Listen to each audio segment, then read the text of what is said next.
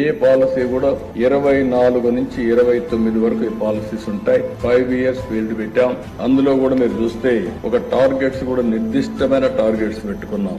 Investment attraction దగ్గర అన్ని రంగాల్లో కలిపి ఒక 30 లక్షల కోట్ల రూపాయలు ఇన్వెస్ట్మెంట్ రావాలని చెప్పి కోరుకుంటున్నాం. అది మ్యానుఫ్యాక్చరింగ్ గానీ లేకపోతే ఏదైతే క్లీన్ ఎనర్జీ గానీ అన్ని కూడా క్లబ్ చేసుకుంటే 30 లక్షలు అనుకుంటున్నాం. కనీసం మనం దీనివల్ల 20 లక్షల మందికి ఉపాధి వచ్చే విధంగా కార్యక్రమాలు ఆలోచిస్తున్నాం.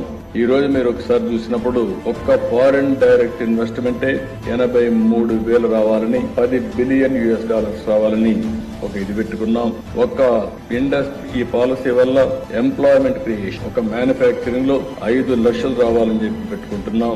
175 నియోజకవర్గాల్లో 175 ఇండస్ట్రియల్ పార్క్స్ పెట్టాలని, కొన్ని ప్రాంతాల్లోనే కాకుండా ప్రతి ఒక్క నియోజకవర్గం